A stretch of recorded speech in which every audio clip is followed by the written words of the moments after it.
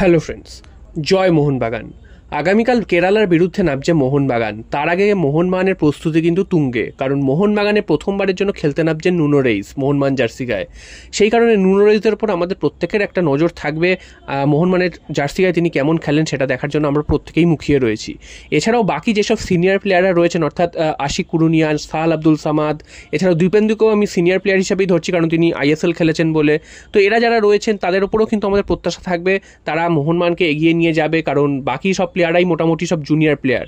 তো সেই junior player এবং সিনিয়র প্লেয়ারদের মিশ্রণে কালকে নামতে চলেছে মোহনবাগান বিকেল 4:30 থেকে কেরালা ব্লাস্টার্সের বিরুদ্ধে, যেই কেরালা ব্লাস্টার্স ইস্টবেঙ্গলকে হারিয়ে এসছে এবং তাদের কিন্তু পুরো ফুল শক্তির দলটাই কিন্তু নিয়ে এসেছে। তো সেই দলের বিরুদ্ধে মোহনবাগানের কালকে লড়াইটাই কঠিন হবে এবং আমরা চাইবো যে যেভাবেই হোক মোহনবাগান ম্যাচটা যেন জিতে যেতে পারে। যদি ম্যাচটা কোনোভাবে টাই ব্রেকারে যায় সেক্ষেত্রে কিন্তু 50-50 হয়ে যাবে এবং তখন কিন্তু একটা লাখের দিকে তাকিয়ে থাকতে হবে। তো আমরা আশা করব যারা প্রত্যেকেই রয়েছেন সিনিয়র দলের প্রত্যেকেই কিন্তু ফার্স্ট 11-এ থাকবেন এবং বাকিরা জুনিয়র দল থেকে কাদেরকে কীভাবে ইউজ করেন সেটা কিন্তু দেখার আছে, কারণ আমরা কিন্তু জানি না যে সিনিয়র জুনিয়র মিশ্রণে কীভাবে দলটা তৈরি করবে।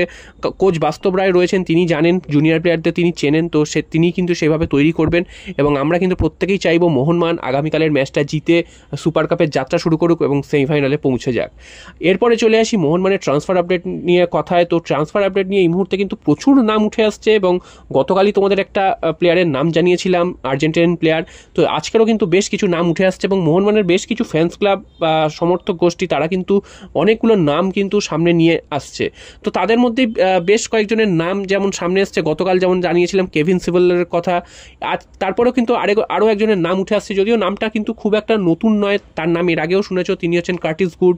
এই প্লেয়ারটিও কিন্তু যথেষ্ট নাম এর আগে শোনা গেছে, মানে অন্যান্য বছরে যে ট্রান্সফার উইন্ডো খোলে সেই সময় কিন্তু এই প্লেয়ারটিকে নিয়ে অনেক কথাবার্তা হয়েছে, তিনি মোহনবাগানে আসতে পারেন, তার সাথে মোহনবাগানের কথাবার্তা চলছে, বা ভারতবর্ষে তিনি খেলতে আসতে পারেন তেমনটা কিন্তু শোনা গিয়েছিল, তবে শেষ পর্যন্ত কিন্তু কোনোটাই হয়নি, তিনি কিন্তু ভারতবর্ষে আসেননি।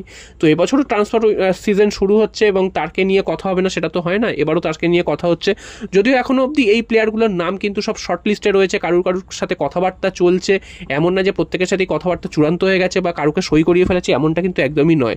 এরকম অনেকজনের সাথে কথাবার্তা চলছে, তাদের মধ্যে থেকেই হয়তো একজন বা দুজনকে নিতে পারে মোহনবাগান, এবং মোহনবাগান যদি এই সেন্ট্রাল ব্যাক হিসেবে তো কোনো একজন প্লেয়ারকে নিচ্ছে, কারণ টম অলডারকে ছাড়ছে এটা মোটামুটি পাকা হয়ে গেছে, তিনি সম্ভবত বেঙ্গালুরু এফসিতে যাচ্ছেন। এছাড়াও গ্রেগ স্টুয়ার্ট, তাকেও মোহনবাগান ছেড়ে দিচ্ছে তোমরা জানো, তো সেই জায়গাও একটা ফাঁকা জায়গা তৈরি হচ্ছে, সেই জায়গায় মোহনবাগান প্লেয়ার নেবে। আর দিমিত্রি পেট্রাটসকে নিয়ে গতকালও একটা খবর বেরিয়ে এসেছে, সেটা হচ্ছে দিমিত্রি পেট্রাটসের সাথে কন্ট্রাক্ট থাকলেও তাকে হয়তো রাখবে না মোহনবাগান, এবং তার সাম্প্রতিক পারফরমেন্সের দিকে তাকালে যেটা মোহনবাগান ম্যানেজমেন্ট বুঝতে পারছে যে তিনি হয়তো আগামী মরশুমে আর ভালো খেলতে পারবেন না, বা তার সেই পারফরমেন্সটা কিন্তু অনেকটাই হারিয়ে গেছে, কারণ সারা মরশুমে তিনি অনেক সুযোগ পেয়েছেন, সেই সুযোগ কিন্তু তিনি কাজে লাগাতে ব্যর্থ হয়েছেন। তো সেই কারণে তার সাথে কন্ট্রাক্ট থাকলেও তাকে হয়তো মোহনবাগান ছেড়ে দেবে, তো সেরকমটাই কিন্তু শোনা যাচ্ছে। তো বেশ কিছু বিদেশি ভ্যাকেন্সি তৈরি হচ্ছে, তো সেই জায়গাগুলোতে কিন্তু মোহনবাগান বিদেশি নেবে, অবশ্যই সেন্ট্রাল ব্যাকে একজন ভালো বিদেশি আসবেনই।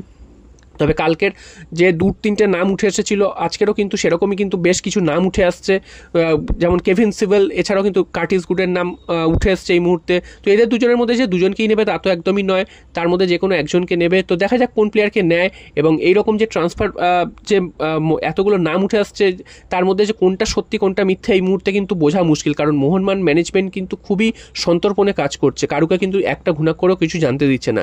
তার মধ্যে থেকেও কিছু লিক হয়ে খবর আসে, সেই লিক হওয়া খবরগুলোই তোমাদের জানিয়ে দিচ্ছি, এবং এর বেশ কিছু প্লেয়ারকে যে শর্ট লিস্টেড করা হয়েছে সেই শর্ট লিস্টেড নামগুলো কিন্তু এই মুহূর্তে উঠে আসছে। এদের সাথে যে আবারও বলছি, এদের সাথে যে কনফার্ম হয়ে গেছে চুক্তি এমনটা কিন্তু নয়, বা তাদের সাথে যে একদম পাকা কথা হচ্ছে সেটাও না, প্রত্যেকের সাথেই বাজিয়ে দেখছে প্রত্যেকটা প্লেয়ারকে যে তারা কেমন কি করতে পারে।